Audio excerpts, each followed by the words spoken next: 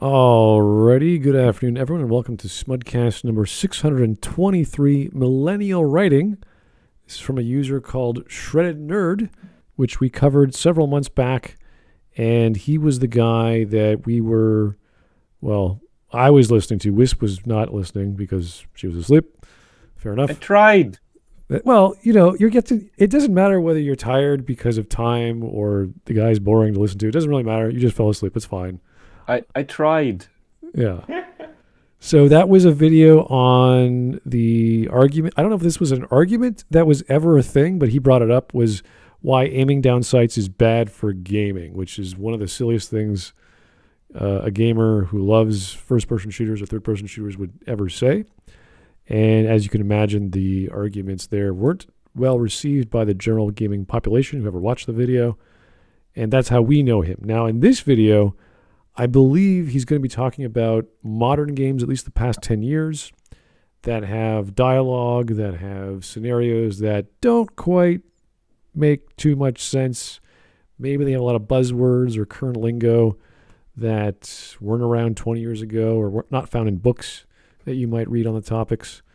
So I don't know where this is going to go, but it's only 22 minutes. It won't take too long for us to go through. And unless he has a really good background understanding of, let's say, Sure. I'm thinking like Tom Clancy books. I'm thinking like Lord of the Rings. Like he's going to have a range of genres. I don't know. But it could happen. I don't know. I don't know what to expect. So. Well, that's a good question. What genre? What genre do we expect, literature-wise, a FPS gamer to have?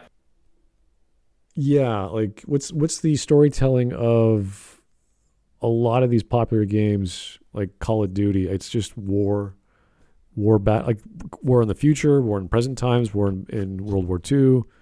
So it's still a war scenario.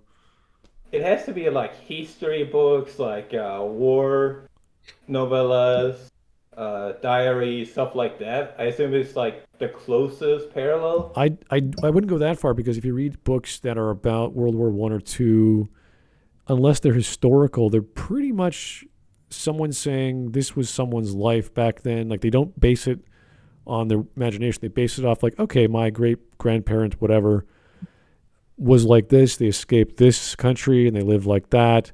And these stories are usually just slice of life romance / lifestyle. Like here's a recipe book. Here's this election that happened. It's all just common lifestyle choices with relationships. You could find there's dozens of these things for women, middle-aged to older women who read these books. So I'm just trying to figure out if you're going to be basing off our pre-assumptions about his literature background. And I'm thinking he's a fan of like first-person, third-person shooters. What kind of literature is he going to be reading? Yeah, I don't know. I said Tom Clancy would come as close as possible to accommodate the military organization. Maybe if he plays games like Arma, because in that video he talked about all kinds of iron sights, and Arma has a bunch of ways of holding the gun when you aim. So that... Oh, Arma has the absolute best system I've seen, where you can aim perfectly fine. Like you can just do the beautiful thing of holding your mouse down and your right click, and your eyes will just look at things further away. It's beautifully simple. Right. And it makes combat so much more fun. So the topic of millennial writing is tough because I've read books in the past 2 years, 5 years, 10 years, 15 years, and it's kind of hard to say what exactly that means because when we talk about like the woke element, which has probably been in the only last 10 years, but progressive topics have been in books like gaming since, the 90s.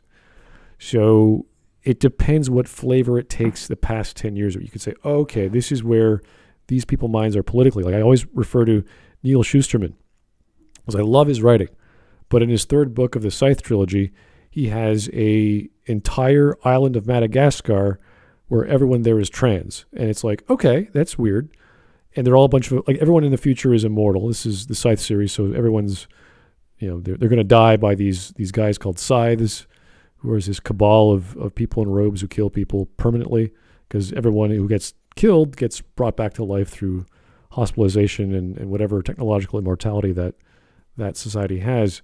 But the fact that he had a character that feels like a woman in the moonlight and a man in the sunlight, and that's the whole island of Madagascar, was a bit tough to swallow.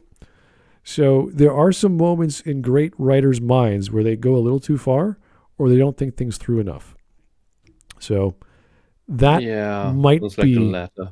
Yeah, it might be what he's referring to. I don't quite know if he's a guy who's read these books before, so I can't say. All right. So, you guys ready to go? It's 22 minutes. Oh, boy. All right, let's do this. I've noticed a trend in writing. It seems to be getting more common over time. It's a certain type of writing that I'm trying to describe. The best term I can think of to call it is millennial writing. You'll find out why. Okay, imagine this. You know those tweets that are like, capitalism low-key killed our vibe and gaslit us into being okay with our bosses and landlords taking our excess value? And then it has like 250... Giga Karen? That's her name, is Giga Karen. This has got to be a joke, but okay, it's cool. I'm more so just referring to speaking, the tone and affectation and vocabulary. Now... the little, the high arrows on the side, that's just forum speak. That's been around since the early 90s or mid 90s. Mm-hmm. I wouldn't put that on Twitter, yeah. Yeah. It's very Also hard to go for. Yeah, you also see this in mail replies. If you use email, you know what an email is. Just asking the weird Twitter people. There's also a joke here because you have no bloody idea how many landlords are how many landlords are socialists, and they're not just landlords; they're absolute slumlords who let their property go to waste and exploit their tenants. It's absolutely baffling. Like, you have a socialist landlord, and it's very likely you live in a miniature Soviet Union where you also have no rights, and the landlord is dodging, the slumlord rather, is dodging every repair, every cent he has to pay to invest into that place, even if you're freezing in winter or your children have to live in a moldy room, moldy house building. Okay. He's not upholding his end of the bargain. Baffling. Oh, just remember Grenfell Tower in the UK. That thing was owned by a socialist slumlord. All right. Well, I got to read this super chat because it's so rare to get $20. Thank you, Vladimir. Sorry, but his take on ADS was so monolithically stupid that it has rendered all his opinions past and present invalid and should be immediately discarded. Well, okay. Those are different topics. And I think people can be wrong on certain topics because they don't know them very well, or they're too passionate in one area, or they're not thinking critically. So it doesn't mean he's not good at other topics. So. Also, I want to say thank you for popping in again, Vladimir. He was here back when we covered Aim Down Sight, so I see him again. Yeah. Okay. Yeah. All right. Oh, and maybe I need to correct myself because I might be conflating that with that having been Jeremy Corbyn's constituency, which means he knew he could have done things. But okay. Again, it was a throwaway joke. You don't need to go that deep onto him for that. All right, let's keep going. It's the disability. Style of writing in modern games. I'll go through some examples to shed further light. Remember the cringe Saints Row reboot or new Tales from the Borderlands? There is undeniably a certain style here.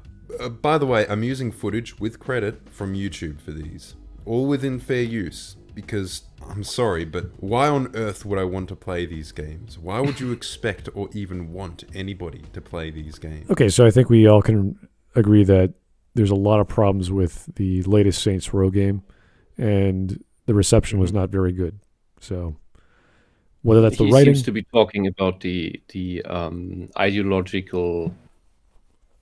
the socialist ideological stuff that affects the writing and content That seems to be what he means with millennial writing. I think it's more than just the writing of like dialogue. I think it's the premise they have and the mentality of these people to say, oh, we got to put in more women, we got to put in more black people, we got to put in more this or That's that. all in the entire style. It's the style, it's the presentation, but I think the major thing here that seems to be the thing that are making people crack is the presentation, because the style was it was the same thing back if you played Far Cry 3, the 4-player campaign. This cutscene was the same way that thing was advertised, where it's just stupid bullshit you do with your friends. Like the style hasn't changed. The presentation and the dialogue has. Like, you still have diverse characters, but now they're saying cringy bullshit. That's not cringy in a 90s action movie style. Yeah, and where it's like where you nail a guy to the floor and say, stick around. It's not that level. It's like, oh, my capitalist landlord is squeaking me dry. You got $5? Right. Like I don't mind when the characters are exaggerated or over the top or melodramatic or however style that the writer wants them to be in. It's when every character like that or is like that, whether they're moody or energetic or whatever, it's always the same style regardless of the tone or the personality. It's always over the top, too many words, too fast, too much observation. I don't know how else to describe it. It's kind of like the person who's writing is so excited about getting their ideas down, and they want them to be, oh, in this character as well, and this character is going to be like this, only less excitable, and this one is serious but moody and dark and mysterious. It's like, okay, you're not doing anything new aside from changing the color of paint and hiring a different voice actor, but you're writing exactly the same, which is always the argument I make when I write characters is I need someone else to write my dialogue for me to make them sound differently. As Darkfire Ice mentioned, most examples I've noticed are written and produced by boomers, and I think that is what you're looking for, is that it's not that the writer is excited, it's that it feels like it's someone compensating. It's all hello fellow kids, and the SJWs respond positively. Maybe. I don't know whether they respond positively. Yeah, it really depends. We've seen how it went with Velma, and that's the same thing. Yeah, that's a show. Yeah, I mean, they seem to respond positively as long as they hear from afar from it, but they don't necessarily buy the stuff. That's what we also know. Yeah. They just cheer that it exists. And now we have the Hogwarts Legacy thing where we don't know whether these players are actually players, whether they're bought the game, because they said they weren't. So if they haven't bought it, then they have nothing to complain about because they don't know what's in the game. And the people who are playing the game is like, this is great. These characters are fun. I think they even have characters that are transgender or whose gender is not clear. So it's as if it doesn't even matter to the actual people who want to play the game. They don't care about these superfluous themes or characters that have nothing to do with the overall experience. So we're talking about writing as a whole in let's say, I guess Borderlands 2? No, Borderlands 3, and Saints Row, the latest Saints Row. So I mean, we get an example right here on the screen in the quest log on the top right. Bloody hell! Every UI looks like World of Warcraft. Pisses me off. Is look in line 3. So you steal the thing, get the trophy. I don't know, do the strong box. It's not taking itself seriously, which is of course the point of Borderlands. But it stands out in places where you wouldn't expect it. I guess Borderlands is that tone where it's over the top, lots and lots of guns, lots and lots of explosions. So the characters are not supposed to be taken too seriously. Their tone is not very believable, but it's all within that realm of this is a silly, fun experience. And if that's the case, it's consistent in right. how it does all of that. That's okay. I don't agree with that. I actually heavily disagree with that. especially if you play Borderlands 2, it's clear that there are points where the game is trying to take itself very seriously. Yeah, that's why I stopped Like- saying about Borderlands 2. Borderlands 3 is a bit more exaggerated. Yeah. Like Well, that's what I Borderlands meant. 2, every scene with Jack is set up like a comedy, like him boarding the train that is, being stolen, essentially. And he has the conversation with the woman and goes, "Oh yeah, did you have a loved one? Oh, I'm sorry. Well, now you can join him." Bang. Yeah, And then he orders the robots to kill all the civilians. Like, that is horrific. Yeah, and that's then it's talked over by Claptrap like, "Hey, buddy!"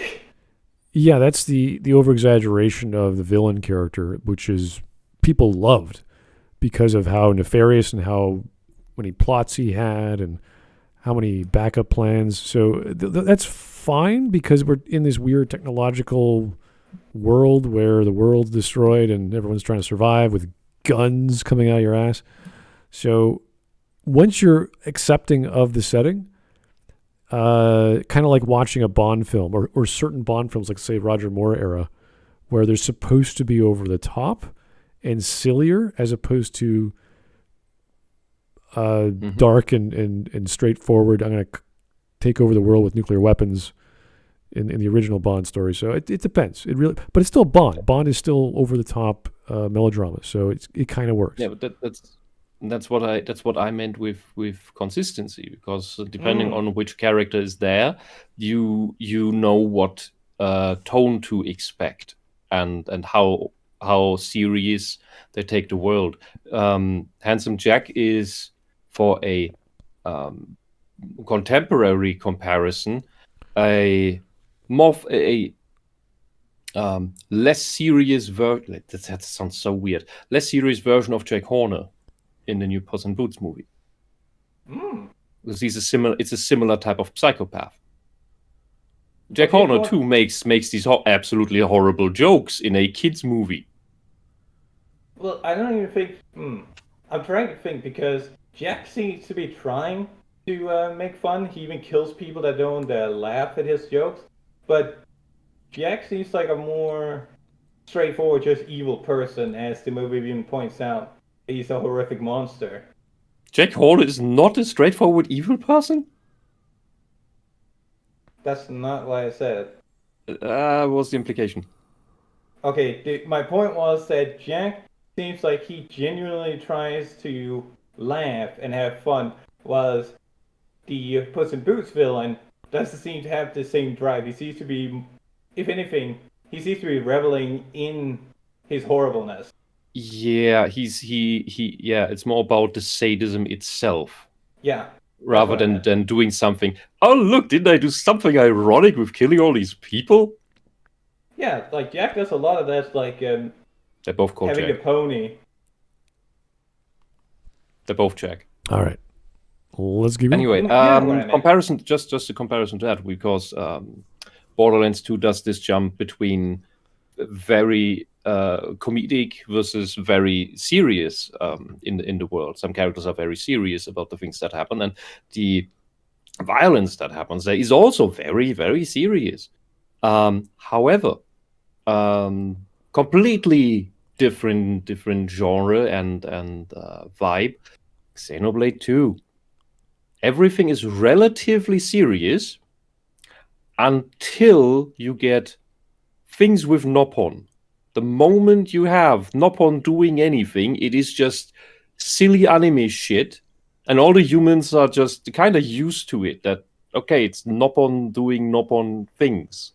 There's even an explanation of why they do it, why they are like that, but it's like as if it totally doesn't fit. But you always know this is how it is. And that's why you don't really complain about the world, because it's only the Noppon doing nonsense, or not cutesy anime nonsense. All right, shall we continue? Yeah, let's go. Say what you will about Telltale movie games, Tales from the Borderlands was a very well written game, with well wrought and interesting characters. It'd be reasonable to be excited for the follow-up to that on the basis of your enjoyment of the previous one. What you may forget is that this game isn't made by Telltale, it's Gearbox, who made Borderlands 3. Borderlands 3 is an excellent example of this style as well. In fact, the gradual collapsing quality of Borderlands writing maps onto this trend really well. Borderlands 3 had excessive pop culture references, like a mission where you need to get the big suck. I can just imagine the Millennial writers sitting back in their room chuckling at that, a wry grin on their face for the new level of comedy they just unlocked. The main villains being streamers. It doesn't even say anything, it just has them as streamer cult leaders. Like, ooh, streamers are cult leaders. How so? At least have some sort of evidence of that or present a critique. They aren't. This seems like a very odd critique to go for. Like, the big suck. You go for the big suck. What do you find? I don't know. Maybe a giant air horn or something? Like, there's a way to go about that. It's the presentation of the joke. That's the problem with the writing. It could be that there's too much. Like I didn't play 3. I played the second one. I thought it was pretty good. So I don't know what exactly the tone is beat by beat. Like they could have serious notes in there. They could have dramatic parts. It seems to be mostly comedic. So if that's consistently throughout the whole production, that's what you're expecting. So I wouldn't say that's bad. It just, if it's not your cup of tea, then it's not a big deal. So if they jump around though, then that means the story is focused on characters that have moments. So a certain quest line would have a certain character and you expect that certain tone. That's fine. But I never got into 3. I don't know why I never played 3. I just never bothered. So none of them up, and there are no rewarding arcs. It's like the writers are entitled. They just expect that we care about these characters. Okay, so he did. Okay, that's the point. All right. I was wondering where he was going with that whole. They're streamers. Are you trying to make a point there? That seems like a very odd critique. And then he followed up with there's no rewarding arcs. Alright, so they didn't do anything with it. I think it's the point. okay. The moments in the game don't carry any weight or impact. Maya's death was so obviously avoidable and contrived. An obnoxious character like Tiny Tina was acceptable in 2012, when we didn't know any better, but they just kept riffing on the same annoying aspects of these characters without moving on. They just can't let go of these lol so random characters. God. Why is he complaining about Tiny Tina, one of the best aspects of Borderlands 2? We were fine with LOL so random characters 2012. We still are happy with Tiny Tina. Problem is her writing got worse. Tiny Tina's D&D adventure is one of the best pieces of writing Borderlands ever had in the universe where Handsome Jack exists.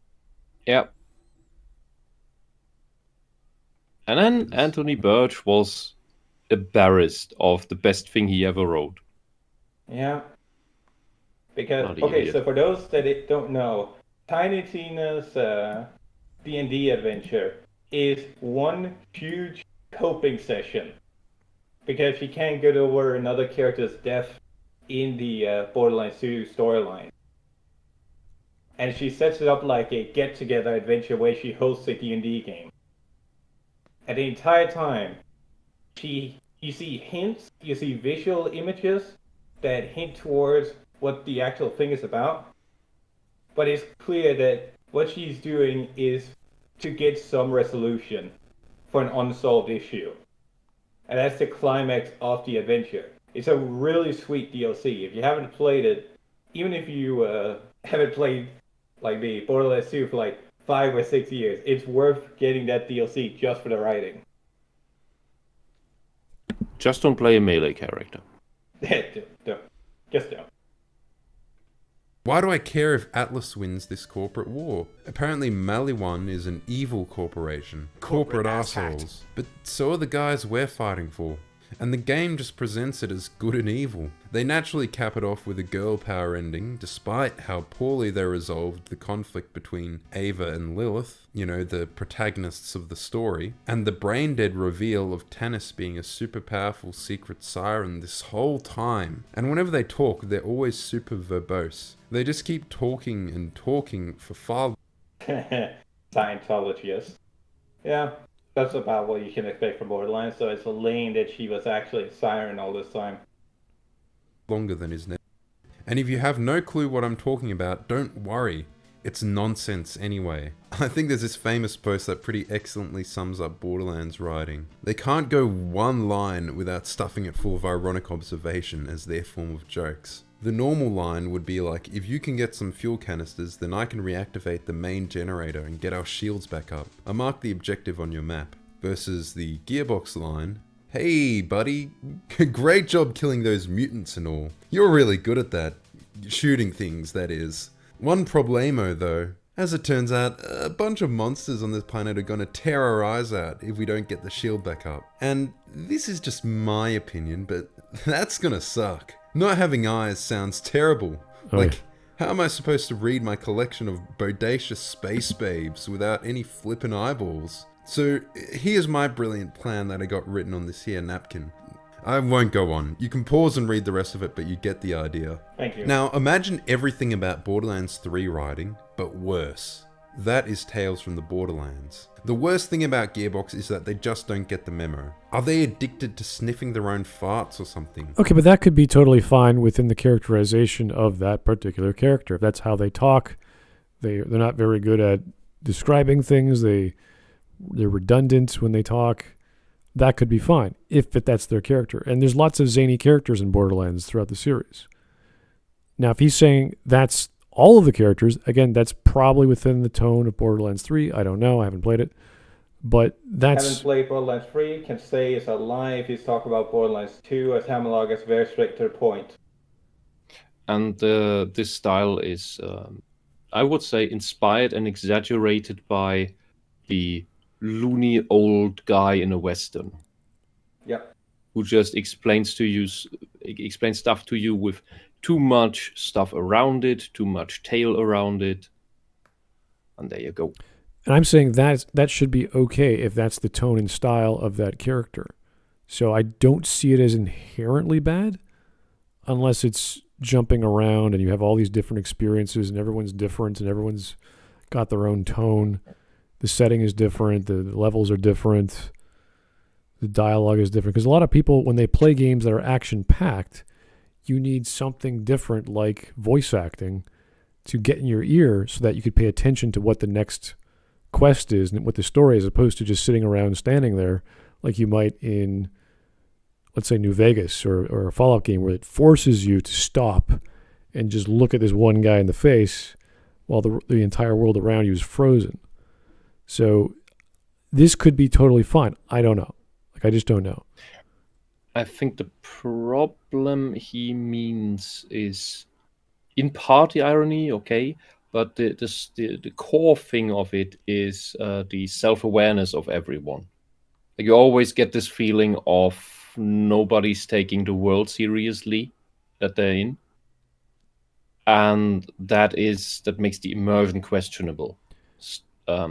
And depending on how intense that is done, it can still border on comedic, or it can be completely immersion breaking when just references to game mechanics. Yeah, it's like the person who's too self-aware of like, oh, you might be thinking this, or you might be thinking that, when it's like, well, just do your job, whatever your job is in the story, tell the information in the way that characterizes you in an appropriate way, and get on with it. Don't have a paragraph or two paragraphs saying, please go get the thing at the coordinates so we can continue with the story.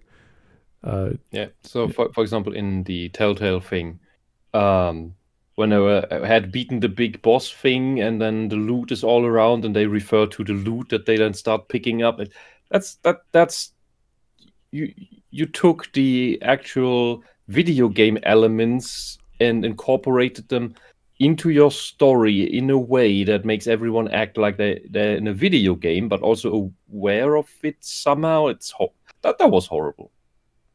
You did remind me of one of the best areas in Borderlands 2, where you go into a giant slag area, like where it's just radiation everywhere, and you pick up audio logs where you see these giant hauling machines everywhere, and all the audio logs that just workers complaining about the fact that they've been left to do work here and nobody's protecting them. It's just them constantly bitching as they're being attacked. There's no real jokes or funny haha references there. It's just a company being horrible to its working force. It's really neat. All right, here's Legacy for the $9.99. Thank you, sir. The best you could get out of millennial writing is if you deconstruct millennial writing itself by knowing it. No, seriously, it's genius in terms of clerical language and methodology. Okay, I mean, that's interesting. You'd have to know it in order to deconstruct it. I don't think I need to know the style. It's when you're overly verbose, too self-aware, and some of that is necessary in certain cases. I understand that a game has to walk you through certain basic explanations to get from A to B, like doing a tutorial. You kind of need to explain the basics in the most, 6-year-old style, and you get that in every game. Yeah.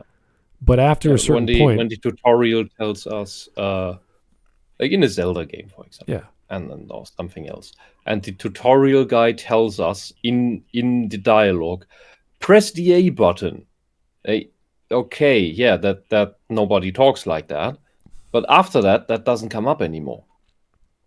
It's just tutorial. It's the obvious, this is a tutorial exposition. I need this to keep going. But once you get into the actual world, depending on how serious it is, that's where it's like, this is strange. You don't have to go into that much detail. And it's the nature of monologue in these sorts of stories, as opposed to dialogue like you saw in Metal Gear, where even if David Hayter is talking, like David Hayter is constantly asking questions as Snake in all the games. Like, what do you mean, Metal Gear? Metal Gear, what is that? Like, it's always constantly, everything starts with a question and ends with a question. So it's just constant questioning. So the exposition from whoever you're talking to on the codec is just giving you more information. Is that one of the first talks you have in the first Metal Gear Solid? It's like you walk up to the area and it's like, watch out, Snake, there's cameras. Cameras? Ugh. What do they do? Another way where you can do this sort of in the game is when you contain all the immersion breaking elements, technically speaking, to your guide character. Like Ocarina of Time has Navi, the "Hey, listen" meme, and when she just tells you everything with buttons in her dialogue, that's fine, because that's her job. That she's supposed to explain the game to you. Of course, there are some other characters that do that, because Zelda games are supposed to be for 6-year-olds and up. But it's generally confined to your guide character. That can work. But but everyone in the world constantly makes self-referential jokes about the world functioning like a video game.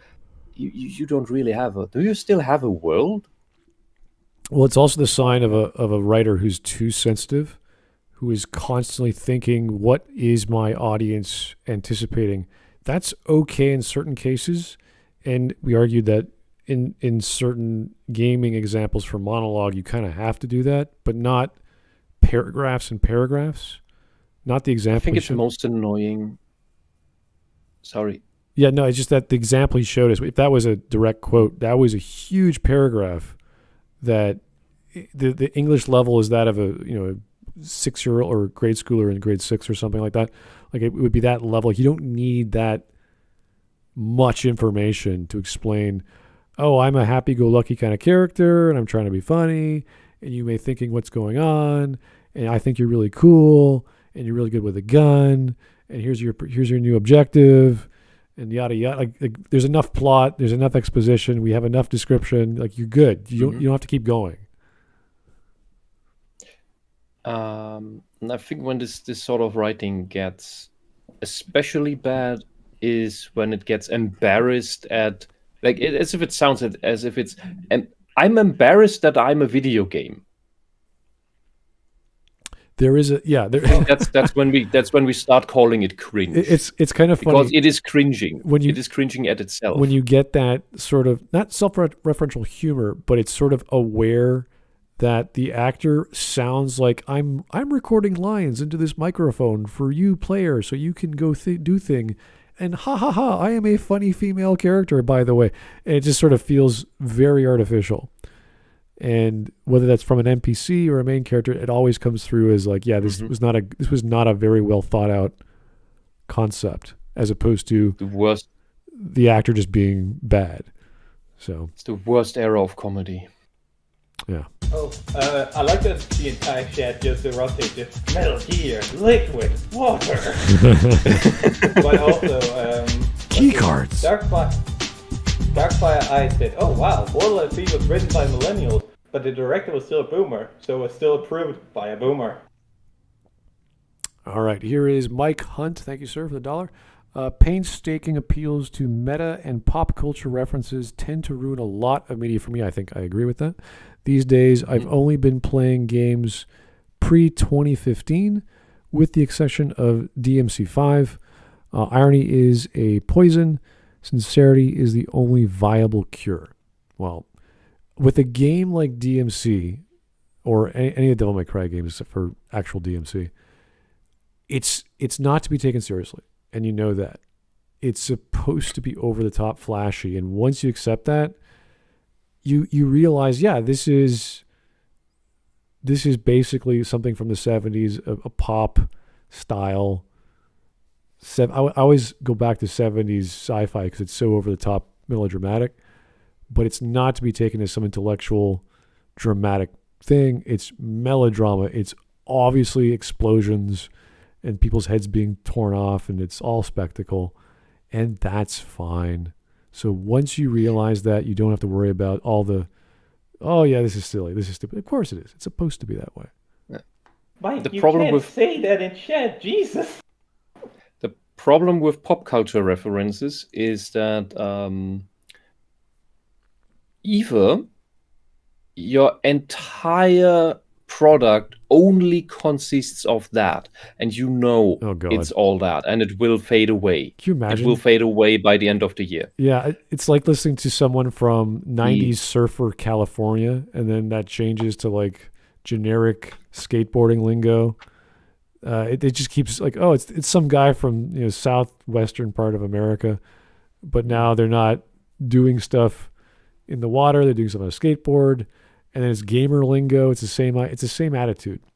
The Valley Girl, the skateboarder is like, yeah, it's just this very esoteric, specific part of the world that everyone's like, what are all these terms?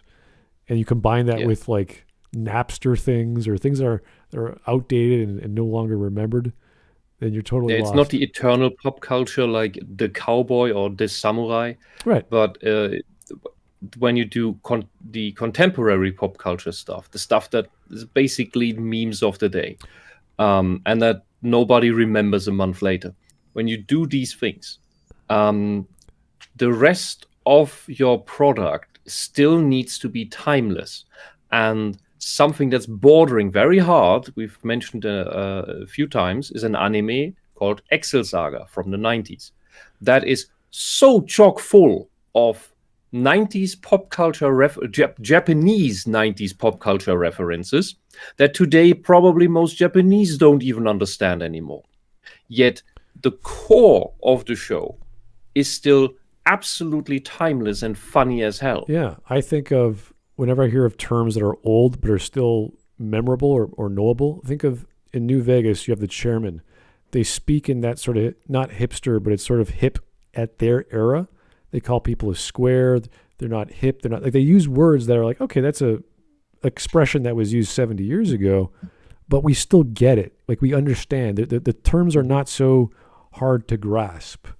And I think that is going to be timeless just because it was the attitude of Vegas back when it was being built.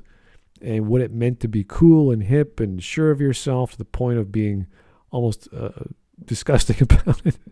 I am such hot shit, haha, that sort of idea, but with lingo of the era. Yeah, and it's also important when you make historical pieces, whether fantasy or not, when you put them into a certain setting, it helps a lot with the immersion if you use a language that is, especially slurs, that are native to that setting or that time period. Yeah, and that's why... Which is why God of War Ragnarok is so broken. If you know anything about Norse culture, and it would have been easy to implement that. Oh, yeah, well... They would be using completely different words, talking about different things, have different attitudes about everything. Instead, it's just California nowadays. Yeah, I was going to give the example of the Omertas in New Vegas, because the Omertas are this really grungy, dirty, mobster style talking. They're all sort of like this weird American, Italian, whatever. But it makes sense in the world they're in. And the language is basic. It's not complicated. And you compare that to the White Glove Society, who are just these aristocratic pricks who are very calm and articulate and slow. So all these characterizations are so obvious to the player, and you get it. It makes sense. It fits within the setting, even though these families are like right across the street from each other. So it's like, how did these societies, or this society with all these different styles of communication, persist? And that's the nature. I know, ask Italy. Well, that's the beauty. That's the beauty of that world, is they have all this characterization that just fits. Not perfectly, but it just fits in this world, which is already over the top with the 1950s jingoistic American world of anti-communism and freedom-loving, Liberty Prime giant robot going around stomping whatever. It's the Red Scare, whatever it's called. So it's already melodramatic, but it's not as crazy. Let's say Borderlands, or not as over the top as Saints Row. So, and it still fits better. It's also fitting the era. Yeah, and that brings me into one thing I wanted to cover before we continue, is that Neil brings up a very, very good point, is that it all goes back to verisimilitude or immersion. And verisimilitude requires a lot of research. A shit ton of research. That's why books tend to be really, really long. Yeah, it's one, because these people don't fucking cut the fat, but also because there's usually chock full of a writer that has spent hours and hours and maybe even days or weeks just reading old tomes to get references for their medieval fantasy. Yeah, it's like when you buy a pair of shoes, not because it's, I don't know, the most durable or the cheapest, it's because it fits the best. It moves with your ankle the best. It's not gonna rub against your No, Smart. No. That's how men buy boots. Well, no, this is the concept of verisimilitude. The immersion in a shoe? The comfort level, the practicality, how it feels. Verisimilitude should be a smooth ride in your story, where it's like, oh, this makes sense, that makes sense. That's a bit weird. Maybe it's a mystery. Oh, well, not a big deal. Like when I was looking back at, because there's this one person or two people in my videos for Dragon Age Inquisition, and they're saying, you suck at plot analysis, blah, blah, blah, you're nitpicking. It's like, I'm not nitpicking.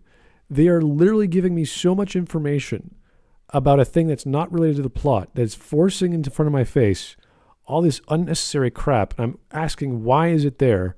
And you could argue, well, the level designer put it there. The writer put it there. It's like, well, why is it there?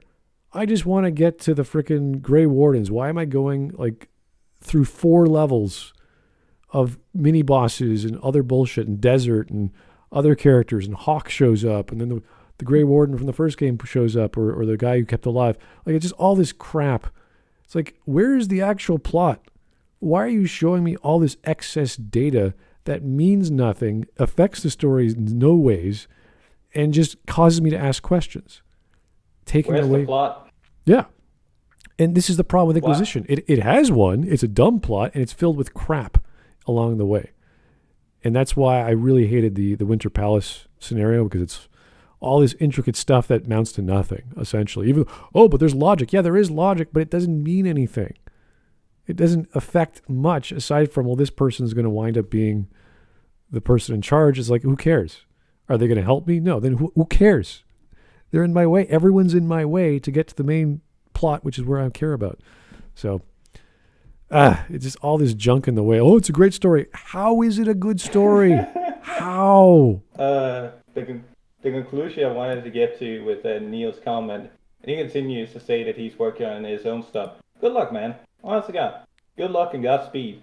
But he mentions Rings of Power and Willow, and I think that one is too big of a can to open up right now. But I will agree that preparation and lack of time to prepare in the current market is a major contributor to why these scripts are so awful. And why it's not just because, but it's also because they're malicious. But it's also because these people don't have the time to filter their scripts like their first drafts. I think no. It's not just that. It's also because for these projects, they hire absolute nobodies who've done nothing of worth, who haven't proven that they're even capable of anything. And they're basically handing absolute newbies. Yeah. Absolute noobs. Aside from being malicious, that's just the cherry on top. But they're handing to absolute newbies the biggest, greatest, most important franchises of humanity. Yeah, this is letting a preschooler write Shakespeare now. Yeah, adapt Shakespeare. It's like we have the keys to the Rolls Royce. Let's get the guy straight out of college to drive it around and see how he does.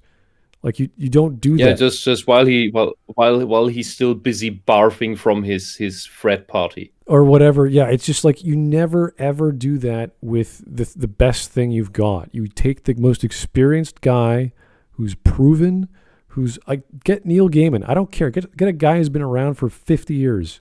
He's about to die, but he's written all the fantasy novels that make sense. They're not bestsellers. They don't have to be. They're the ones that are consistent. He has a lore world that he loves. First off, he'll have to love Tolkien, right? He'll have to love whatever the lore is. He'll have to know it. He'll have to respect honestly, it. And not fake love. He'll have to. This. Oh yeah, I totally love Tolkien, but he really should change everything. The guy who, like George R. R. Martin, would have been the best choice for that, honestly, because he actually loves Tolkien.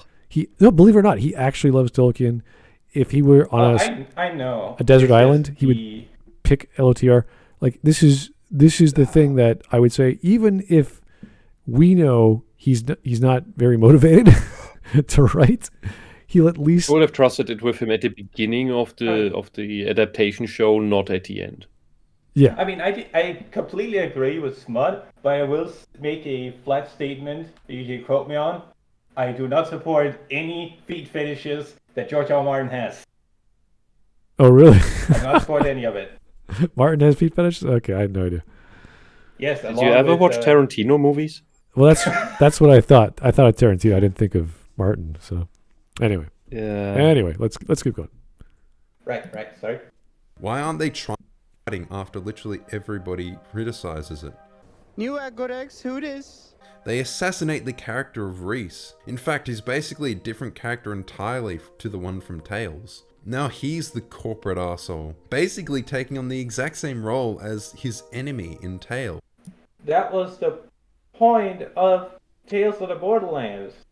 What's his face? Jack has an entire speech about it, where it's like, okay, you won, great, hurrah, hurrah, hurrah. Now you're going to be the corporate asshole. Now you're going to be pushing everyone away. Now you're going to suffer. And I'm going to enjoy that suffering. See ya. So having him turn out to be the corporate asshole, that's consistency, if anything. In there was some gag about how his favorite frozen yogurt place got destroyed. Oh, that's it. Say goodbye to your favorite Frogurt stand. Not France, Frogurts, anything but France, Frogurts. I mean, they give you that. Oh, I can just imagine it. Some 30-something with an English degree paid for by their parents whose greatest trauma, besides getting trolled on Twitter, is their favorite food place, which they would visit in between sessions of making PowerPoints in their Mac. Do you see how shit this world is? If the only joy is some good food, the one good snack, while everything else is made out of slag. Yeah, I can kind of understand that. But to the being the corporate head that then corrupts you more or less, that's what we've had. This is something where we have an interesting analogy to feudalism, because that's what a crown does to you. You think you want to change everything, but once you have that thing actually on your head, you realize the reach of responsibility and how everything's interconnected, and how you could say the crown demands that the crown that sits on your head demands that you do some things you personally don't like just in order to keep this shit together. Isn't that what they refer to by the weight of the crown? Mm-hmm. Yeah, and being a CEO is not that different, because that's more or less your own little kingdom. Or fiefdom, however you want to see it. Okay, let's keep going. Shutting down that trauma into the game. Now, apparently they thought this frozen yogurt gag was so funny that they had to revive it for the next game as the basis for one of the characters, as if it was some beloved gag. So this Frogurt place is on Promethea, a fictional planet that looks remarkably like San Francisco. Oh, before we continue. Budget Break says, I disagree because it wasn't all built up. Hell, they barely show it. And Reese actually cared of his employees, so no, it isn't consistent with it because the writers can't keep consistency. Okay. I got I haven't played Tales of Borderlands besides the first 2 episodes, so I can't comment on whether they continued into the sequel and Borderlands 3. So I'll stand corrected if that is the case. In New Tales, I haven't played or seen, and so for clarification, on the Borderlands 3 stuff, I have to trust everyone here because I only played 2. Yes, and Tiny Tina's thingy. Yeah, just going by the description, it sounded very fitting for what Handsome Jack described, exactly what happened to him and what's going to happen to Reese, which then turns out to happen. But if that's not the case, well, I am completely in the wrong. Okay, fair enough. This place looks still like shit. Or rather, it reflects the demographic. If the point of representation is to introduce new and different viewpoints, then this is achieving the exact opposite of that. It feels like these stories only represent the experiences of young, wealthy, inner-city tech people from the coastal cities of America, an extremely small niche, Twitter addicts. Hey, Papa Girardi! I can smell your space calzones from here! Ah, thanks! I need a new name for them! Might also need to stop doing that problematic accent. Yeah. What? I know. A lot of the What? references and lingo just feel... That problematic accent in the wilderness where we're barely trying to... Like, what? This guy sounds like a Latino from the border. What the fuck is he talking about with offensive accent? That is... it's an interesting joke, because it shows that, like, that guy's just normally, I assume that guy's just normally talking like that because he's also put off by the accusation, and and still talking like that. So assuming he's not Robert Downey Jr.'s character from Tropic Thunder, and the more main character, that's introduced there, is basically a complete idiot by saying someone from an ethnicity that just talks like that, to say that the way you natively talk is offensive. I'm assuming he wasn't, though. But that would be an actual jab at the stupidity of Californians, because that's what they do. Yeah, that would be. Do you trust these writers to have that self-awareness? No. Themselves? Yeah. No. That's the problem. I've spoken about this mainly in tabletop-related things. You need, at first, and most importantly, a setting can only survive if people witnessing the setting, trust the writers behind the curtain. If they trust that the mystery being set up is an actual mystery and not just them not realizing what they've written. Well, okay, but if you're talking about a world which I'm assuming is more safe, like this is a city they invented, so it's more safe than the wilderness and Borderlands. So they might have other concerns outside of getting shot or being eaten or losing water or whatever. So it's like, okay, maybe they have different lingo, but it wouldn't be that. It wouldn't be, that's problematic. Like that's such a highbrow 1990s. That's also a good point. Yeah, they would not be too, like obviously their priorities would shift, but they wouldn't start talking in this weird lingo, and a guy would not be faking an accent to sell burritos or whatever he's selling. That'd be silly. Well, it's like someone saying, can't you speak proper English? Meanwhile, you're trying to fight natives off the coast of whatever Spanish town you live in the middle of South America. This is a super scientific or technological wilderness, Wild West, where suddenly there's a metropolis. So things are a little different in terms of lifestyle, but anyone can go running through the streets with a machine gun and just start shooting everyone up, and that's just going to be normal. That's just how it is. And people did have different accents before in Borderlands from just different parts of the United States. So you had the rednecks, hillbillies, and all this other jazz. So that is not disruptive at all, which is why it's more it shows if it's played like that that these types of people, these Californian city dwellers that are all full of themselves, are technically, mechanically the same that the stuck-up people who I demand that you speak the high form of my local language instead of your imbecile foreigner tongue. Yeah. Bah. High Parisian. Which is kind of funny. Yeah. Okay, here's Homo Shrek Shoe AI. It's SHEW. I don't know what's going on there, but thank you, Homo Shrek Shoe AI.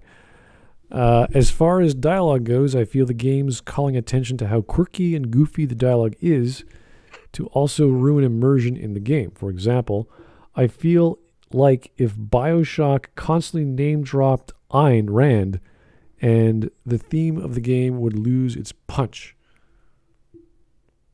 That's a fair point. Mm-hmm. Yeah, you don't want to be talking about real people all the time, or whatever, unless it's like this is the foundation of a religion. And they did talk about Constant, what's his name? The main villain of the game. Who is you? Andrew Ryan. I was thinking of Infinite, actually. The villain who's... Comstock, thank you. They're constantly referring to that as the villain. He's like the founder of the religion in the city, and he's the biggest and bestest person ever. So that makes sense. But if you're talking about real people... And they use the founding fathers as holy figures. Yeah, like that was okay. See, they didn't keep referring to evil Abe Lincoln all the time because he was like the scapegoat of the devil, whereas everyone else, like George Washington... Was it George Washington was good or was Abe Lincoln who was bad? I can't remember which one. George Washington was good. He's the face of the sentry turret weirdo robot that walks around. But Lincoln was the bad guy. Yeah, okay, I got you. Yeah, that was enough. Yeah. They have a few references, but it wasn't over the top. Yeah, for the Ayn Rand thing in BioShock 1, so you had all the relevant names as anagram. Is that a word? In the game, but not directly in your face to not entirely destroy the immersion. And what it did was just play out that philosophy, and you were walking through that entire philosophy with its positives and negatives. That was why that's how you do politics well, or rather philosophy in that sense.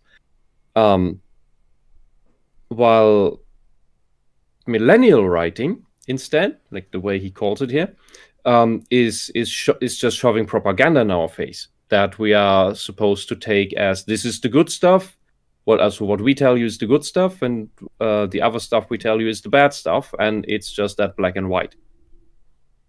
And that's the difference between having politics in very big quotation marks in games and having propaganda in your games. All right, let's keep going. Out of touch. Johnson, did you get a cybernetic leg? That thing's straight fire.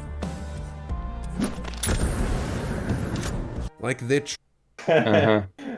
I find that mildly amusing just because I like the idea of empowering the disabled. So that's a neat idea. That was a Yeah, well, The punchline was weak. I'm not convinced because of her stance, how she keeps balance, and she looks too young for that kind of joke. yeah. It's like a bad Tarantino joke from his. Was that stupid film called? Oh, I've said it before. I can't remember. It is literally these two shorts, and one of them was a girl with a machine gun on his leg. I can't remember. Oh, the zombie movie? I never actually saw it. I just remember it was a double feature. Dawn? It was a double feature. I don't remember what it was called. No. I think Dusk Till Dawn was a double feature. Okay, maybe. It's just that's the level of jokes that they're going for. So it's like, okay, once you're at that level, then you have to grade everything at that level. You can't just go suddenly, okay, we're going to go back to Shakespeare. It's Dusk Till Dawn. Yeah. Yeah, I think George Clooney played in that, didn't he? Oh, really? That's pretty funny. I think so. Or there was someone who looked very much like him. The problem with this joke... Yay! So problem with this thing was more like there's something about the timing and the perspective didn't feel right to get the joke off for me. Like, this is a presentation problem. Execution presentation. Felt weird. Weak. All right. Anyway. How can you mess up the old woman joke? Younger than they actually are. A lot of the language is out of date, and there's a certain character design. The shaved on one side and long hair swept on the other, the brightly coloured hair. It's extremely common. There are also adult characters who speak like children, or just generally speak in a really condescending or patronising tone. While I examine this unimaginably complex and priceless alien artifact, you may wait outside and steal anything not nailed down. There was the news saying... that is also the whole point is that she's a patronizing cunt that looks down upon everyone, and everyone calls her bitch for it. Yeah, but I think this is the problem that's sticking out more here is that this is the self-aware game mechanics talk. That's what I think that breaks the immersion. All right. Because on principle, this is totally in line with a character, but I can see how that would break the immersion if you're... Yeah, all right. Yeah, they're reducing the gameplay features of the player to, well, you're the guy who goes around, shoots things, opens doors, opens chests, steals stuff. Go do that, player, which is you're the goblin. Fine, but then everything's reduced to the player character does not actually have a character. They didn't focus on that. They focused on the characters in the game as opposed to the player. So it's minor thing like that in God of War Ragnarok is them constantly, repeatedly mentioning that Kratos is just going off the path to open chests. Oh, really? I remember. Yeah. Yes. Constantly. Yeah. Everyone. All right. He goes off, and the other characters start talking. Oh, he's just going off to some chests again. All right. That's what he does. Here is the Copper Owl. Lincoln is always the bad guy. Sic semper tyrannis. Is that a general statement? I don't think Lincoln is seen as a bad guy. Maybe in the game of BioShock Infinite, but definitely not in reality. Actually, he has some really good stories that make him an awesome president, so I don't know. Anyway, that's cool. God004, thank you, sir, for the 5. Deus Ex, similar in regards, I'm assuming you mean the original Deus Ex, to having political parallels like Aug Lives Matter. Oh, no. Okay, so How Human Revolution talks about climate change, but wouldn't call it political. I think he means it's in-universe politics. But it's not making a statement on real-life situations like what Black Lives Matter. Yeah, because the climate change issue in Human Revolution was the idea of those giant towers that were ionizing the water so that it would not release CO2 or whatever. Like that was the concept of these things. It was a cure climate change, which is kind of silly. But when you're a billionaire or self-made billionaire and you revolutionize the world to include cybernetics, you do. Isn't that terraforming at that level? Essentially, it is. But we're just talking about the atmosphere and the water. So you're not changing. You're just changing the concentration of whatever atmospheric gases there are. So yes, it is. It's just on a large scale. So, well, if you could argue, because there were like a bunch of those towers throughout Deus Ex Human Revolution, I think, and that was just the one of them we went to. I don't remember how many there were, but yeah, that's kind of crazy. But that's Deus Ex. Deus Ex is over the top anyway, even though it's serious. Oh boy, Chad is having fun deciding whether Link is a good guy or bad guy now. Link? Lincoln. Oh, Lincoln. Sorry. Not Link, no. Lincoln. We're arguing whether he's alive or dead. Well, the one thing I remember about Lincoln, and this is just an obscure fact, was that he actually asked the people, he said, we're going to make a tax. It's going to be for this amount of time. And once we get the tax, we're going to be done. We're not going to charge you anymore. And he did it. And it happened and it was done. So I'm really, like, there's lots of little stories from the presidents you never heard of that surprise you. Yes. So for a president to do that and to turn it off is amazing. Yeah, the usual story is there is nothing more like permanent than a temporary government solution. Exactly. Mm-hmm. Was it Jefferson who had put his bed between his office and his other room? What? I don't know about that. One of the founding fathers had this weird, absolutely autistic setup. Oh. And I do not remember anymore why, but he basically had to climb over his bed to get to the other room. So it was basically blocked. Yeah. Okay, one more and we'll get back to the video. Copper Lincoln supported a bill to make, was he the president at that time? To make slavery permanent, and the Emancipation Proclamation expected the North from freeing slaves. Razor made a video on it. Okay, there's an issue I have with Lincoln as a general statement is that he violently stopped the rebellion, which it wasn't all about the slaves. That was one of the major parts of it, but they could have dealt with the rebellion in a different way and then just bought the slaves or whatever they wanted to do with them. So it wasn't like the only problem of the day. So it's a lot more complicated than what I'm saying, of course. Everything is a lot more complicated when it comes to precedents and political power. I don't think we can really do it justice on this video. I think we should get back on writing. Yeah, the gist of it is simply that there were extremists on both sides, and the historical figures involved, like Lincoln, didn't want to pander to that, and that's why the acts that he ratified, is that a word, or his speech was not extreme enough for the black people, for the slaves, and that's why he still got criticized as the bad guy. It's basically the exact same shit we have today. It's all not extreme enough because the extremists are fucking lunatics who do not care about the consequences of doing everything in this super extreme quick way. All right. So to get back to the topic at hand, we understand. I understand what he's saying, but I think the context of the character and the setting and the tone is a bit more important than just saying in general, millennial writing is bad. If this was a different story or a different setting or a different series of characters, then you could make, like, if he did multiple games and found the same elements of overly verbose, using common vernacular or modern vernacular, having these neurotic characters that are super sensitive, like that would be a thing to, like, we can go, you're right, you noticed it in multiple settings and genres. So that would be cool. Right now he's just talking about Borderlands 3, which is meh. So, who cares? Yeah, I don't really, I'm not going to play the game, so I don't care.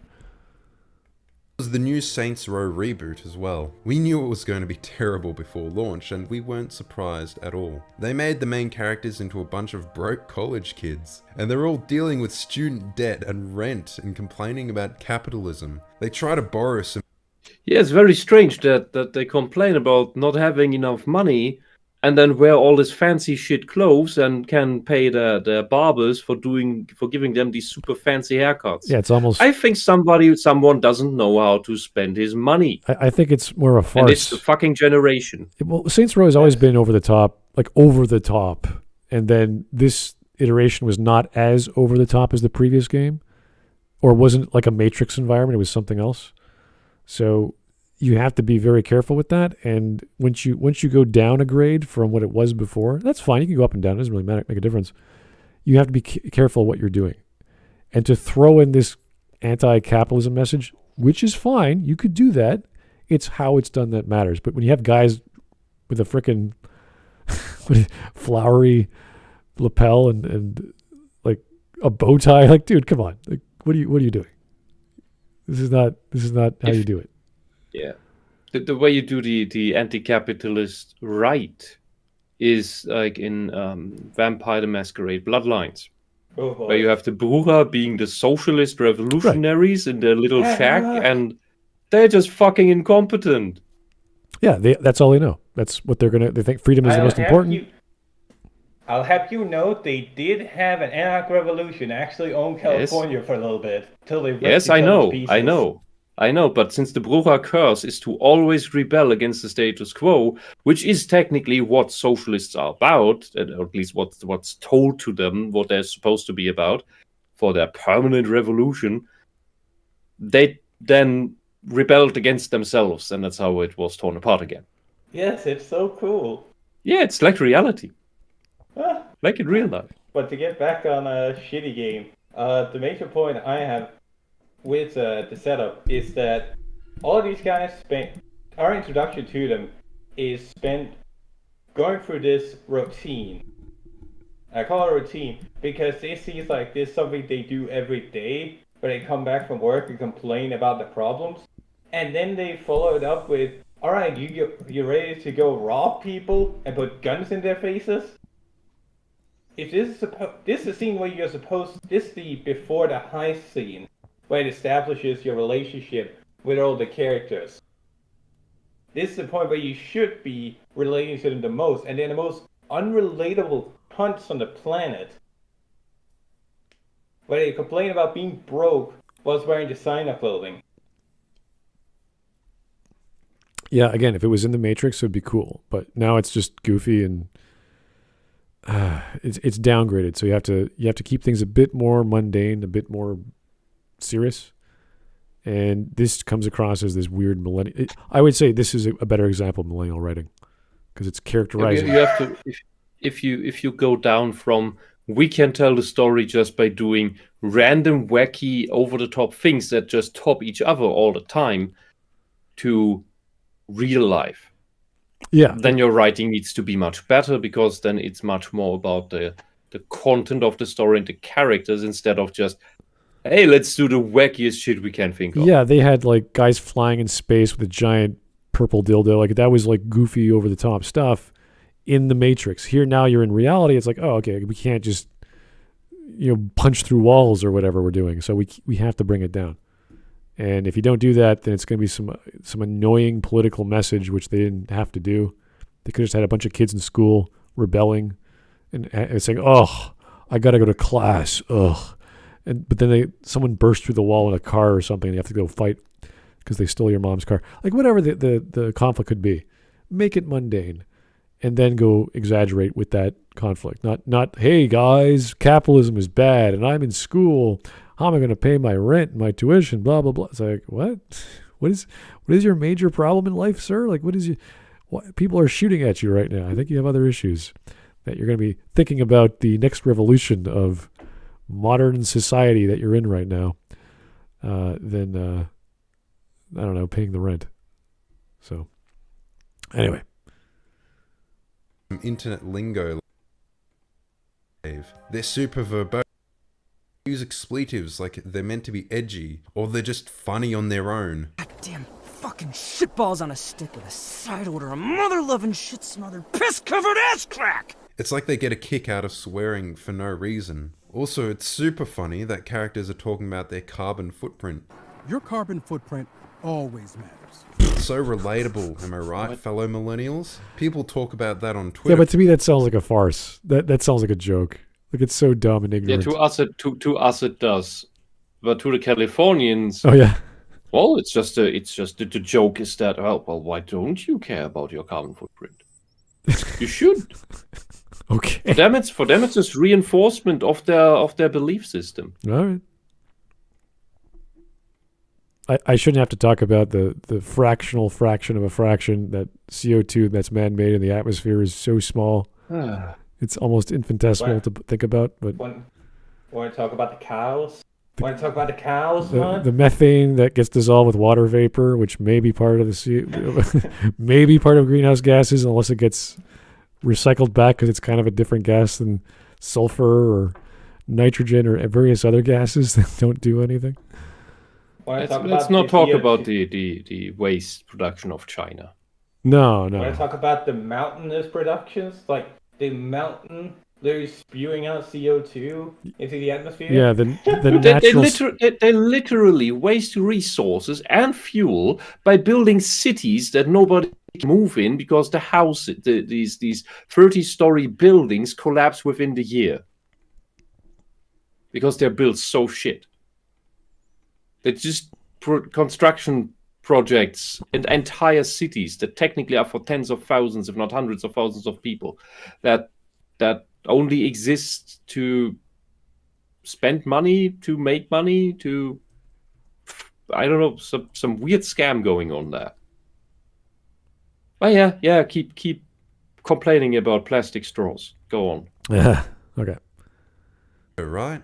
They do talk about capitalism a lot. They don't really say much about it, though. They just say the word, and we're supposed to think, I don't even know, like, wow, you're really culturally aware. I've told you before, the idols are trying to build a post-capitalist society where money is not a concept. The original series started as a GTA clone and got progressively more wacky and outlandish.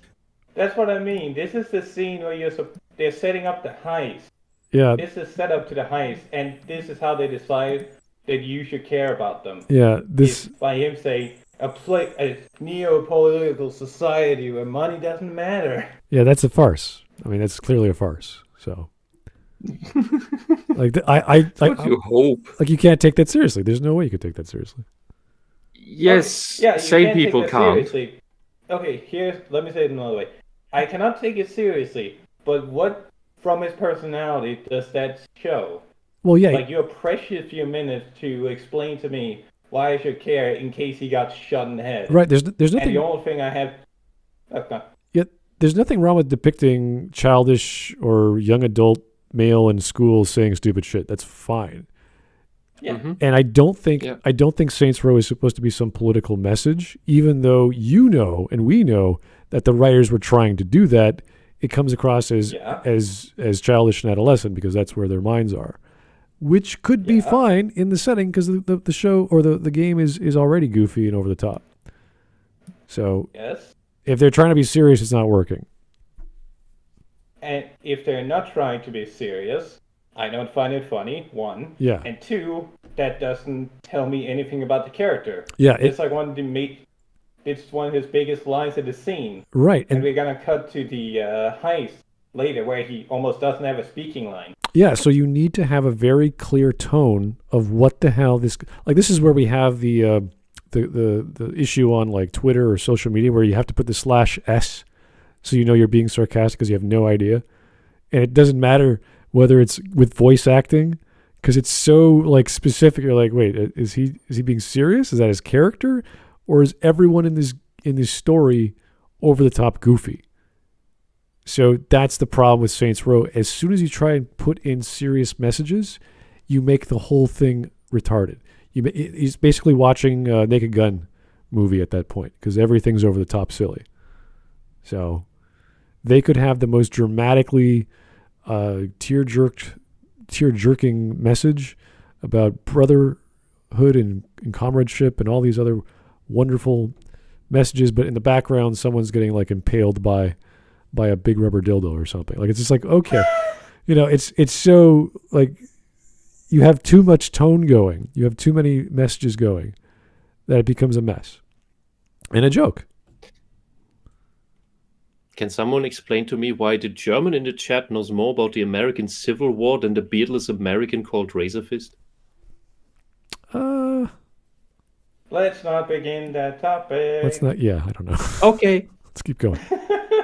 The humor was extremely crass. It recognized the absurdity and cranked it up as high as possible. It was self-aware before self-aware humor became really tired. They certainly did make pop culture references, but, like Borderlands, this style of humor was... An intentional 60s reference is pop culture reference. Is it really pop culture if they're dead? Like if the culture and the world around it is just dead? Well, I wouldn't say 60s is pop, so it could be pop art. That's what I mean. But not pop culture, no. Like this was released in I think 2014. Oh, really? 15 was when Saints Row 4 came out, where the Meet the Saints skit is in. The references. Okay. Like that's wow. So far divorced from what they're referencing, and it's intentionally styled like a 60s sitcom. I wouldn't call that pop culture, compared to say a flopping center dildo. Okay. Was more apt in 2012. It feels like they haven't really grown since then. They've had to tone down a lot of the most vulgar elements of the humor from previous games, which just doesn't work because vulgarity was the core of the humor in them. And again we see the same character design, the Skrillex cut, the dyed hair. You see it in so many games, it's like they're reading from the same guidebook. Now, something that feels similar, but is harder to place my finger on, is the new Wolfenstein games. The New Order was alright. Boy. Wolfenstein 2 started to introduce some weirdness, like throwing their fetishes into the game. But Youngblood is where the failure of the writing becomes really apparent. It's centered around these quirky twins who get up to silly antics in between bouts of killing people. It's strange how frivolous it is with violence. Of course that certainly isn't a new thing, but in this game, the main characters seem to delight in it. That also isn't the weird part. It's that they delight in this violence, and there is nothing really wrong with it. They're not anti-heroes, they're just regular old protagonists. And it's just silly and fun. It's strangely flippant. I mean, the New Order wasn't like that. It did have over-the-top violence, but BJ Blazkowicz was motivated by a righteous fury and rage. He never really reveled in killing or celebrated it. He was a soldier. There you go. Mm-hmm. Yeah, the tone of Yeah, well, Youngblood is very different. Youngblood is a good reflection that the millennials and SJWs, the socialist activists, the young socialist activists, let's say, that they are motivated by sadism, by violence and sadism, and we see that in every Antifa riot that goes on. Yeah, it's one thing to have a bunch of daughters who are bloodthirsty or who like killing, or they could be written in various ways to say they're really into violence. This is juvenile garbage, which happens to involve violence, where the expression is a gun or whatever they're doing. So that is childish. That is silly compared to the action stuff we got from the other Wolfenstein games. Also, the strange thing is that the people who cheer this stuff because we're killing Nazis, that's awesome. Why do you complain? These are the same people who complain about male power fantasies when this looks like almost a parody of a male power fantasy. I'm not sure who this appeals to, honestly. Like, who's this for? I'm kind of curious who would... Nobody. This game killed the franchise single-handedly. It flopped like a dead whale. Yeah. I totally forgot about this game. Let's keep going. Yeah, that was the first reaction. Equals funny yelling. It's Some only of the ever new brought up Wolfenstein writing to just remind feels us like how the bad it writers had was. some issues of their own Yeah, Gau's first reaction was, oh no, I forgot about this game. to work on. Why is it that balls always... And oh god, let's continue. Okay, so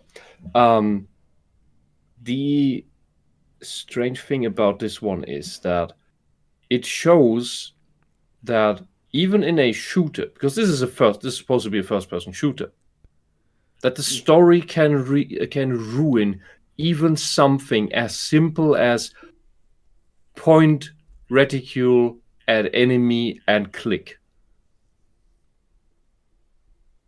Indeed.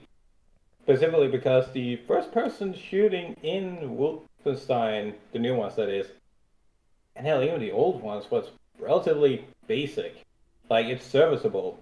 Not great, not awful, it's just serviceable. But the story really highlighted the game.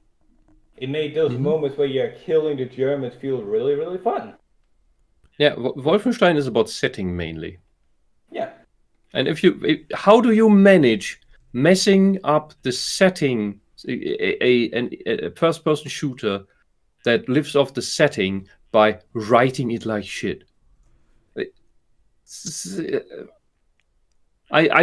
like making a wonderful meal and then drowning it in Coca-Cola. I'm reminded of I don't know if you guys remember the game was it called The Saboteur, where they had this concept art or 3D still images of like Third Reich banners and buildings in the dark, and you were going to somehow get into those buildings and blow them up, whatever they were. Like, that was like, ooh, that looks really cool. Like, you're doing this behind the scenes. Oh, the sniper lead thing.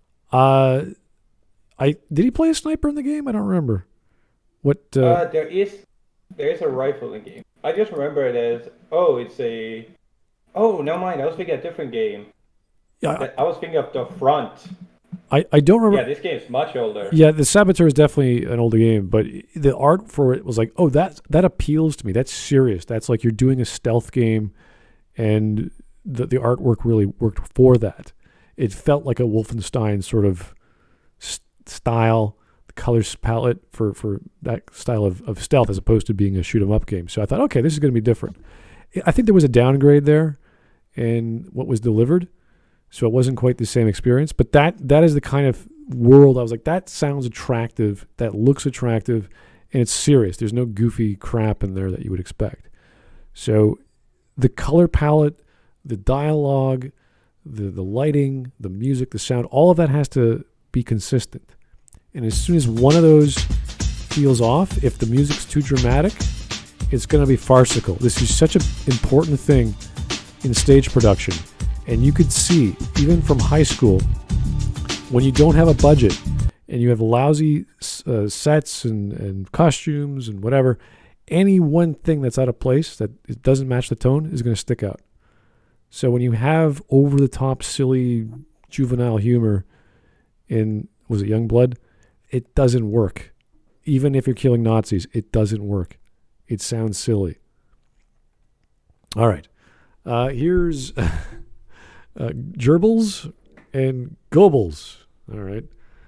As far as I'm concerned, Wolfenstein as a series ended with New Order.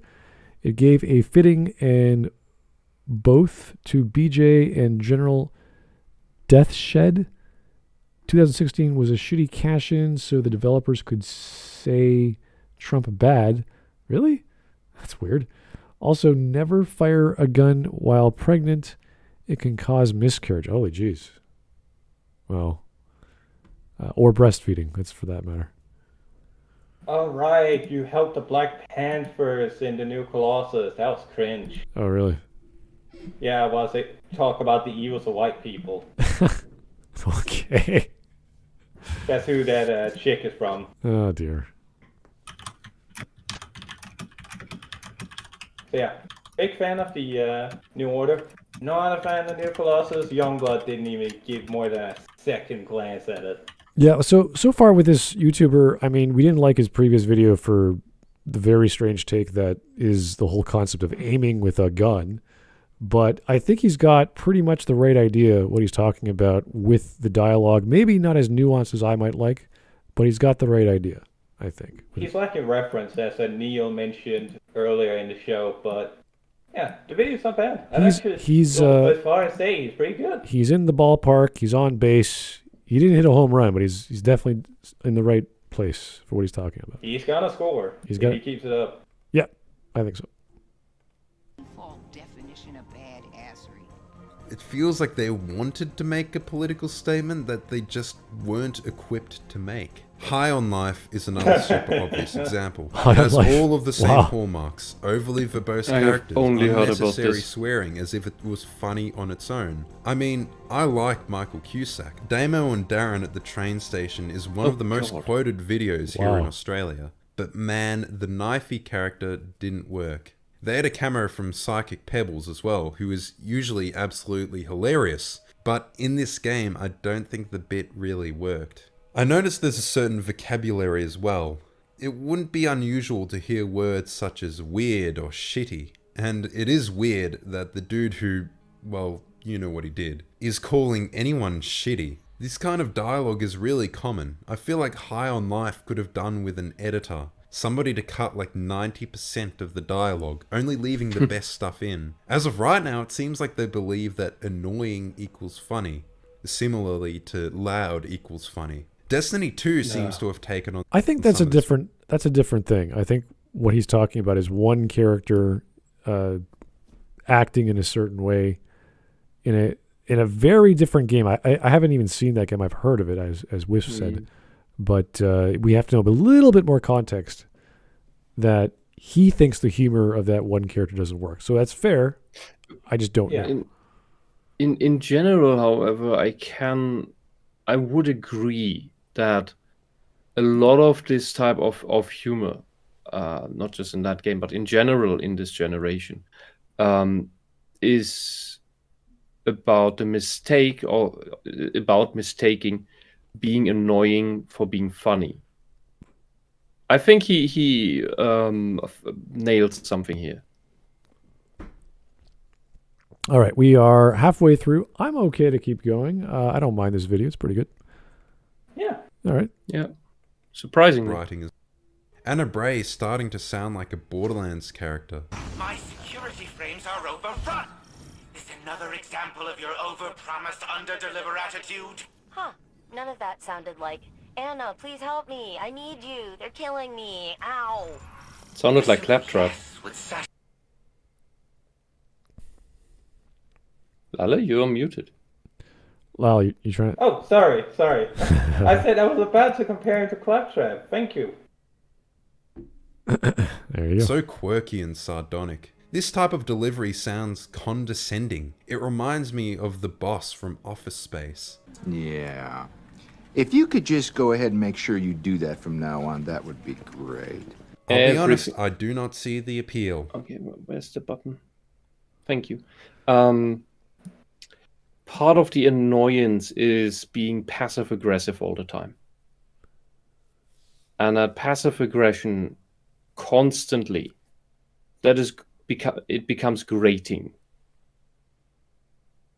I can only imagine a certain type of people enjoying that forever. For normal people, sane people, I think it only works in very small doses. Like the narrator in Dungeon Keeper would make a little snide comment once in a while, but it would still be in context and still somewhat helpful. Yeah, if it's a... While in contrast, the Dungeons games by Calypso that tried to copy that but didn't understand what it was, had the narrator just plain insult the player all the time. And that's they didn't understand why the narrator in Dungeon Keeper worked, and that was just insulting, and also way too often. The fact that the narrator only spoke when you finished a building, produced a unit, there was a problem in your colony, or you started a map or ended a map, meant that, yeah, you got a feeling of the narration, but you never got tired of hearing that soul-straight performance. Ugh. Yeah, I'm thinking of like good examples of villains or evil characters that are nice or worthwhile to listen to, like HK-47 in KOTOR. Everything he says is about killing people, which is obviously bad, but he says it in a way that's attractive and also respectful because you're his master. So he's always creatively different. It's funny, it's fun, it's not stupid, it's not condescending, but it's always about, well, we're going to kill them now, right? It's like, yeah, yes, we are. So Oh, there's ways to Smudge, do. But, Sorry. Did you play the cut content from what's it called? KOTOR 2? I 47. I did several years ago. Yes. All right, I relatively recently played through it, and he has when he's not around with the human people and have to interact with them, he has an entire philosophy scene with other HK units. Yeah. It's really neat. It is cool. Yeah, it's great. I don't know why they cut that out, but it makes sense that they went that path because all the characters have their own little monologue about why they're there, and as you combine the parts, he eventually has his own mission. So I thought that was fulfilling. But that's the kind of example where I want a creative character who is inherently, again, even if you're Sith, you probably don't want a murder machine to go around just killing everything. So you have to deal with that issue in an attractive way to the audience. So even if we're dealing with political issues or passive aggressiveness, does it make sense? And is it something that motivates you to want to keep watching or keep playing? That is probably the most important. Because if it's negative, if it's making you annoyed, or it's obnoxious or childish, or like, oh, why is this even the way it is? Then you're going to start putting your controller down. You're going to start turning the TV off and go do something else. So there's a nuance you have to be aware of. So I don't mind if people talk about, I don't know, social justice or whatever the thing they want to put in their stories. I don't really care. Talk about anything. You have to put it in a way where you do not alienate your average viewer. Mm-hmm. And it's very difficult to do that. Yeah. Claptrap feels that in Borderlands 2. Gun Wisp. Yeah, Lala, have you played Dungeon Keeper? Yes. Okay, then because I got confused about what game you were talking about. Hey, I was talking about Dungeon Keeper. You don't finish buildings in Dungeon Keeper. You just set rooms and then they're there. Oh, that's what I meant by buildings. My apologies. No, but the keeper does, or not the keeper, the narrator. He does not comment on you having finished, built a room because it's just tile by tile. What he does is inform you about a creature being hungry, a new creature having come into the place. On stuff happening. So yeah, it happens, you know that he's there, but it doesn't become overbearing. Yeah, and then outside the story bits, he has a few like idle lines. Like when there's nothing happening for a while, he will say a little sort of funny line that's still in line with the atmosphere and not necessarily insulting you. Rather like comments on you being a bit weird by, for example, not doing anything, or that there are micro piglets in your dungeon. And like that works on little children because they go on, when they play the game, they go on looking for the micro piglets in the dungeon that of course aren't there because they're micro piglets, you can't see them, they're too tiny. Just a joke. And that is how you keep that up, because you are in line with the world and even the jokes, because Dungeon Keeper is one of these, another one of these serious violence worlds that is also a joke on dungeons, on the evil that happens there and all of the fantasy crap, which is a lot of the appeal of it. And to keep the humor in line with it, that's the trick. And yeah, if everything is just all over the top, then it falls apart eventually. The fact that all the people that invaded you were just relatively normal people was what made the game fun to be evil in. Yeah, they were normal, the heroes, but a little bit caricaturesque, but still normal. All right, let's go. And can't really bring up Millennial writing without at least an inspired game that's secretly about depression and mental health. These tend not to have the exact same tropes. Now that I think of it, it wouldn't be unusual to find similar stuff in indie games. It's just that people in the comments are going to bring this up if you're going to talk about Millennial games. So I think I'm starting to get a picture of it. The hallmarks of this style of writing that stick out to me. Okay, that was a very throwaway line. I guess he did say that, otherwise the comments are going to bring it up, but are you going to bring up some examples? Well, he's going to do it right now, I bet. Better. That stick out to me from these and many more examples. The aforementioned vocabulary. Shitty, weird, gross, icky, yucky, yikes, my dude, my guy, y'all, and of course, decent human being. Another millennial phrase I tend to hear is, the bar is on the floor. It's funny how a lot of these phrases are kind of childish. I'm not sure whether they're... Yeah, so you completely dropped it. Alright. Not gonna talk about these supposed indie games, which are building up, which I somehow missed. Would be nice to see a reference, maybe an image on the sale, maybe. I don't know. And infantilizing to others, infantilized. They so often sound passive-aggressive. Another millennial phrase that annoys me is do better or be better. Do better. Again, talking down to you. It's in. You gotta do better, Senator. You gotta do better, Lincoln. We must do better, Kratos. And he snaps his neck. That part was funny, though. That was really funny. He was about to do the whole stick. We gotta be better. Kills him. Fucking, I don't know, 6-8 times in the game, the stupid line comes up. It's when a line like that comes up so often in a game, then that's the theme. And it doesn't do any of that. Nobody is doing better. Anything. Well, it's kind of like the generic response to anime, which is always the power of friendship. It's like, why are you doing this? For my friends. It's like, why? I care about them. It's like there could be some actual proof of you wanting to physically get in the way of physical harm for your friends and whatever, because a lot of anime is dynamic and has action and combat. But do better is so generic. It's the friends, being there for your friends, that's something concrete. Yeah, it's part of companionship and friendship and relationships. Mm-hmm. Do better is like do better at eating, do better at walking, talking, like anything, like life. Opening chests. Do better at opening chests.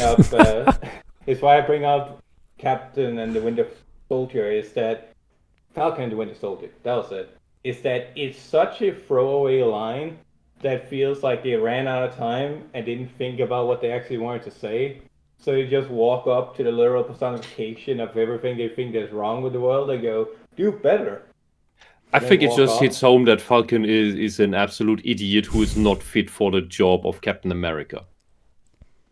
Because he can't even give an inspirational speech after beating the big bad whatever. Yeah, it's not like you can't provide specific criticism to the thing that you're trying to address in a very generic way. No, you should have insider knowledge of whatever that person is doing, which is wrong or bad, and say, look, you're doing that. Stop it.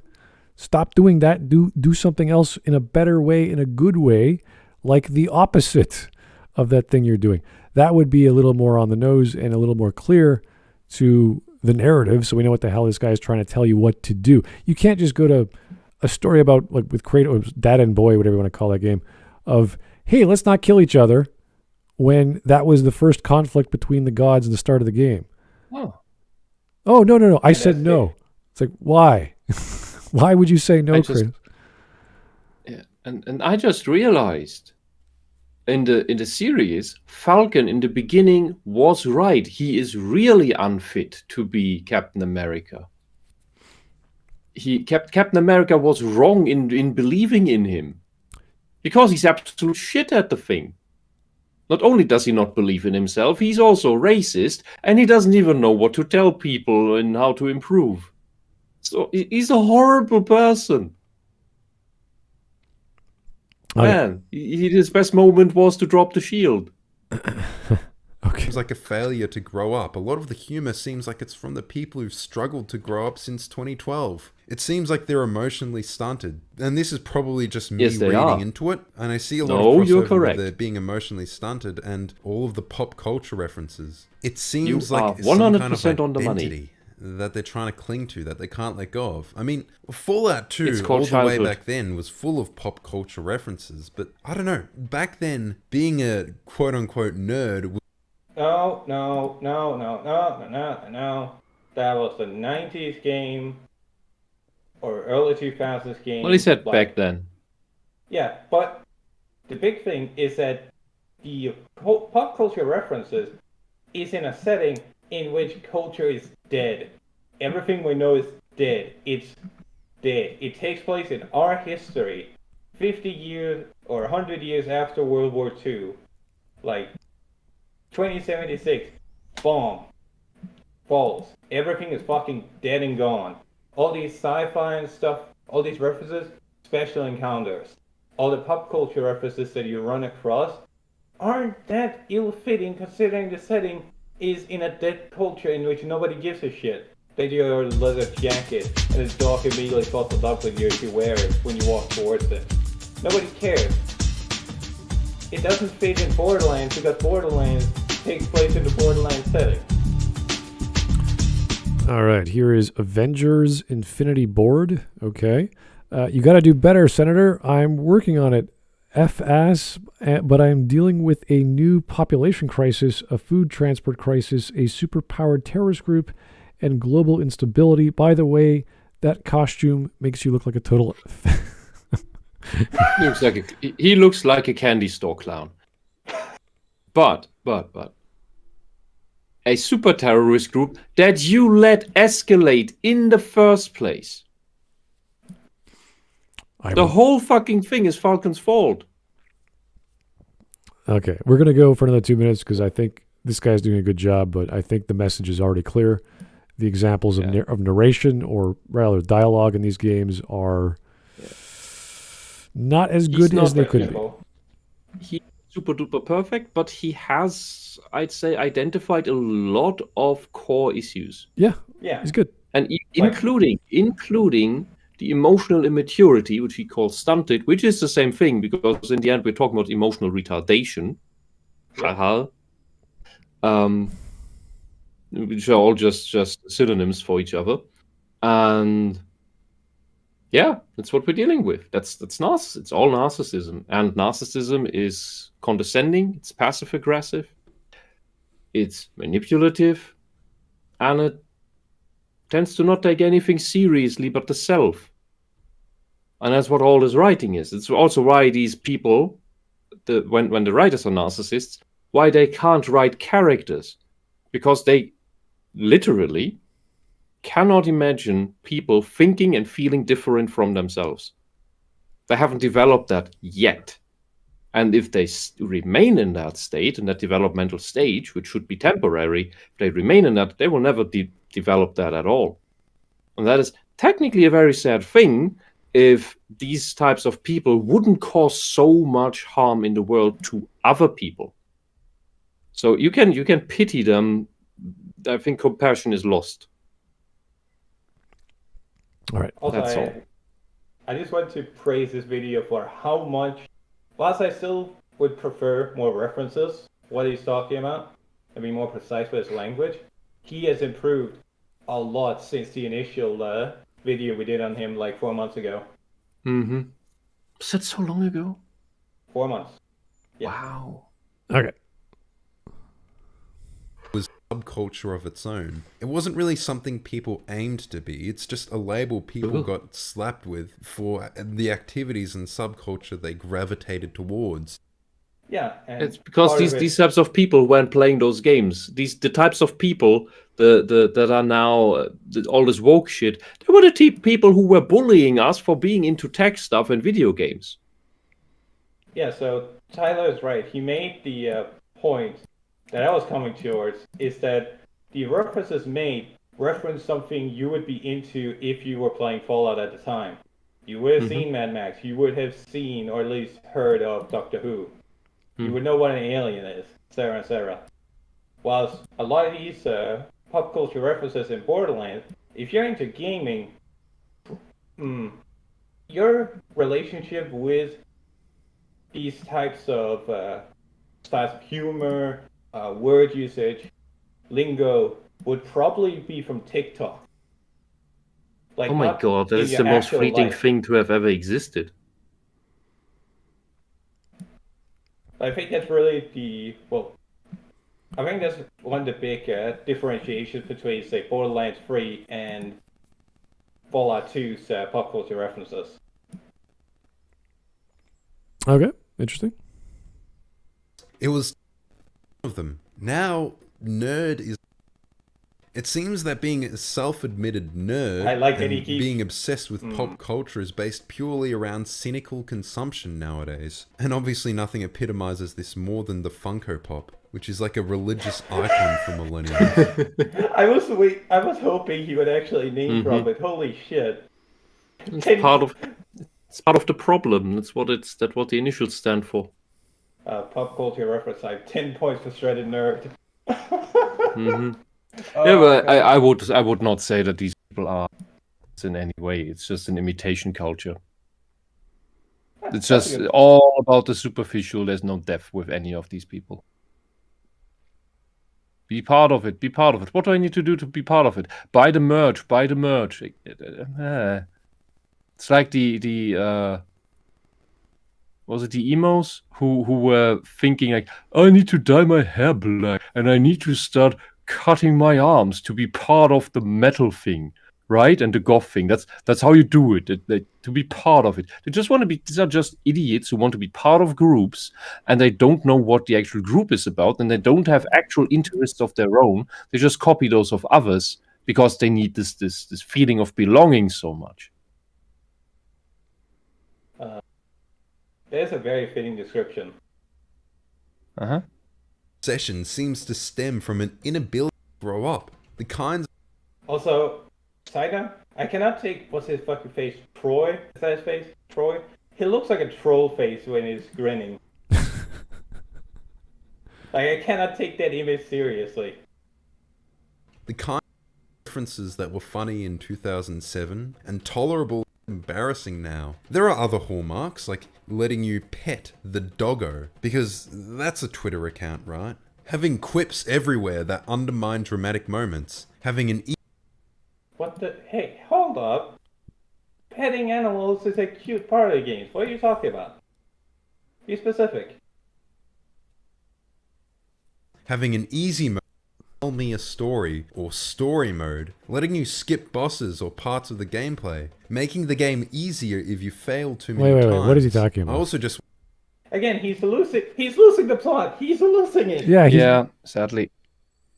I understand that these types of things are made for these types of people who are not gamers. That's why I've said it. They're not geeks. This is also reflects in that. It's not just for the games journalists, for whom easy mode was invented even. And that is not a joke. That's not an exaggeration. But what I don't understand is why have this type of gameplay in a game like Borderlands, for example, when the equivalent to that is just watching a let's play or a long play, because you're not playing yourself anyway. You just you're moving from A to B, but that's sort of it.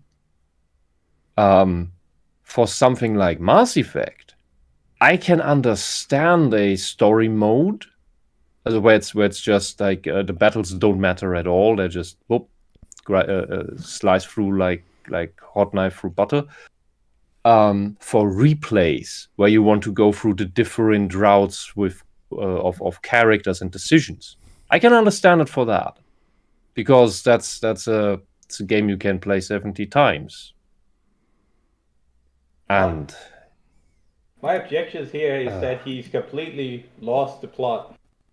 Well, he's just listing things now that are part of other problems in gaming, but not specifically writing. It's kind of like, well, DMC has been doing that every time you lose for the second time in a row within 2 minutes of the first or second bosses. Like, is the difficulty too high for you? Let's put it down to medium. Like, that's been around for a long, long time.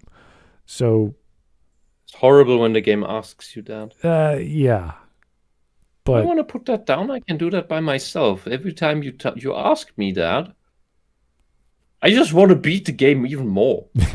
That reminds me of playing Dragon Age Origins is where it suggests to turn down. I think it suggests, but there's a infamous zone in that game where you're trying to help out elves, and you go into the first part of the dungeon into a circular room. Spiders drop down to poison you, like wolves that stun you and prone you, enemies that like skeletons that just bash you down on the floor, like just a complete kill room. I've seen people that play this game obsessively turn down the difficulty for just rooms like that, where it feels like the game is just shitting on you. That's not a problem. Yeah, but that's a game design issue. Yeah, and a difficulty can quite easily handle those kinds of issues, where if you play, say, Dark Souls 1 and you get to the Bed of Chaos, well, better saddle up, boy. You gotta deal with a 2-minute trip back and forth to the Bed of Chaos. If you fall, gotta try again through one of the most eye-soaring areas in the game. No difficulty slide is gonna help you here. all right. Just play Toho. Oh wait, that game has difficulty settings. Yep. But nobody's saying plays it on anything but maximum. It actually gets harder on easy for me because there's so few bullets on the screen. I don't know where they're going. I've heard that. Quite common for solo players. So weird. All right. Just wanted to mention a few tweets because people speak like this on Twitter, and I think that's where it comes from. And once you see enough of this, you start to recognize this style when you see it in media. Do we really have to go through this? Well, oh no, not Chuck Wendig. We could stop this right now. I think we're good. Aside from that last hiccup at the end, I think it was a pretty good video. Yeah. Good on you, man. You got it. You're on the right track. All right, let's go to memes. See what we got for memes. I don't know what you guys been doing here. All right, memes. Ta-da-da. There we go. Okay. Legacy. Thank you. Conflict in literature: classical, man versus nature, man versus man, man versus God; modern, man versus society, man versus self, man versus no God; postmodern, man versus tech, man versus reality, man versus author. Wow, that's I'm not sure what those last two are. Man versus tech I can understand, but man versus reality, I don't know. That sounds a bit silly. And I don't even know what man versus author means. Oh, here we go. Modernism and postmodernism. I am a genius. The category of genius is a theoretically untenable cultural construct. I am a genius. Yeah, it's good. Yeah. It's not wrong. That seems to be how it works. It's just a social construct, guys. But I'm also a genius. Unspoken riz, sexual harassment. Oh.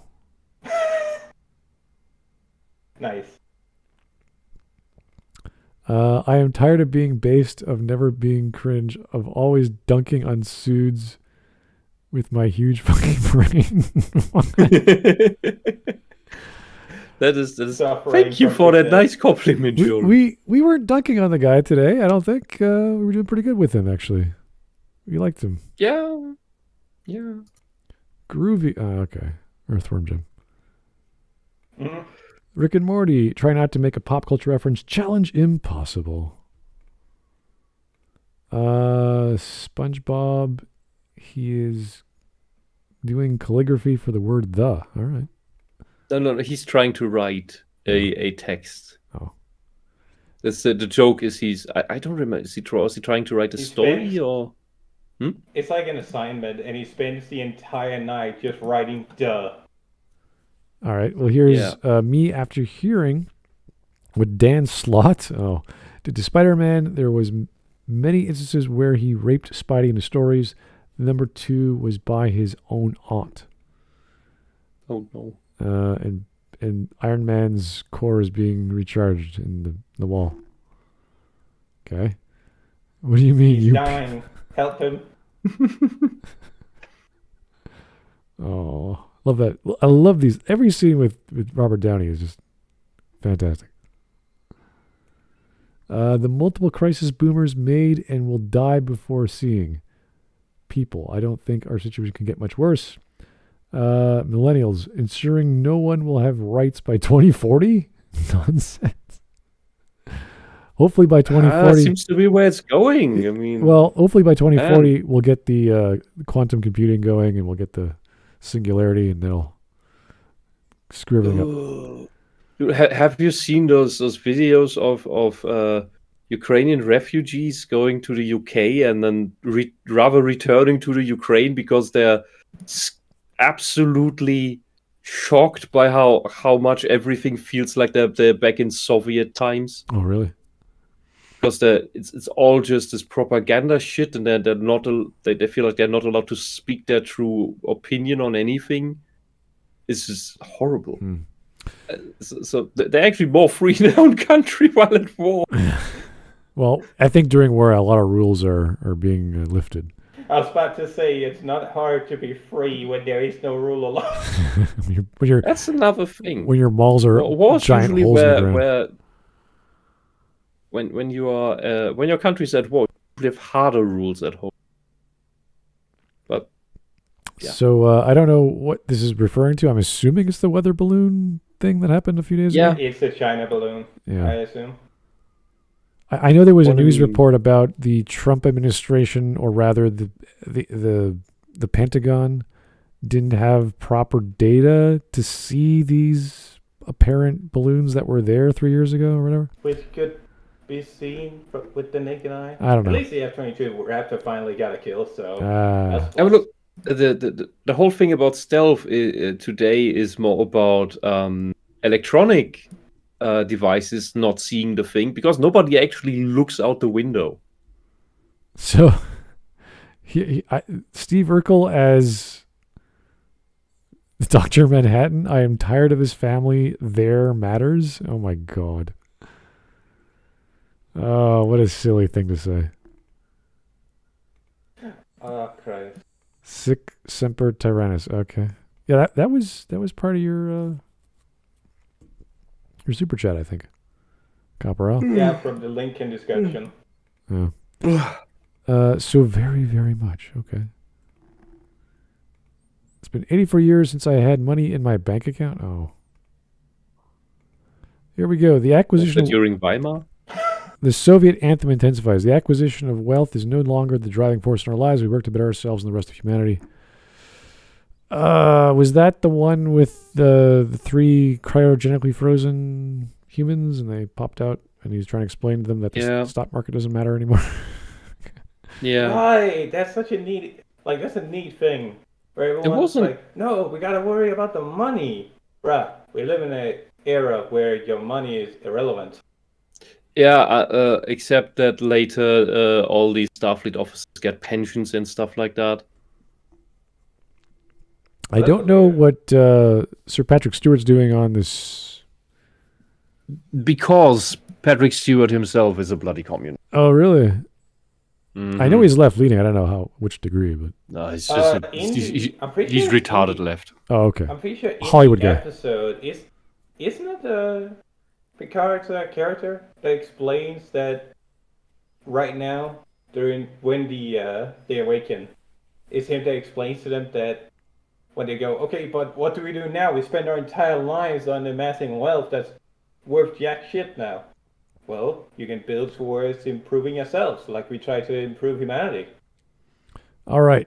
Here's your last question. What was the cause of the Civil War? Actually, there were numerous causes aside from the obvious schism between abolitionists and anti-abolitionist economy factors. Both domestic and, I can't read that word, played a significant, international. Just say slavery. That's good. Samurai, John Wilkes Booth. Oh, jeez. Nobody, the History Channel after midnight. Yeah, the History Channel is crazy. even before midnight, it's crazy. It's amazing. I didn't know, like, this was like once in a while on like History Channel in like 2004. You get some weirdo, but now it's like every night. Aliens are everywhere. It's like aliens, man. Aliens. Workers' unions. Not aliens, but it's aliens. Workers' unions when workers' confederates walk. Oh. Why is that so funny? Damn bitch, you live like this? What the hell is going on? That's just like Borderlands looks. Oh. All right. We better do it better than that. Yeah. That's the game. The real game of the year. A character from a Disney fish movie. Who's a gun? Stutters, aw, geez, you know. That's it. That's the game of the year. Oh, is it this year? Did it come out this year? I don't know. Well, there's still 10 months to go. Yeah. Quit having fun. Speed limit 25. Oh, we have Breath of the Wild 2 coming out, so really? There's hope. There's hope yet. Wow. Yeah, I think what is it, March or May? I think May. What this guy's putting for the up, summer hole. What is that? In the microwave? The microwave? Something is being put in the microwave. I don't know what that is. Oh, you're down there. I have no idea. Chad is clueless what that is. What is that thing? Is that a GameCube? No, I don't think so. Is that a cooler? I'm not sure what that is. I'm very curious. Anyway, here we have communist Bugs Bunny. This far,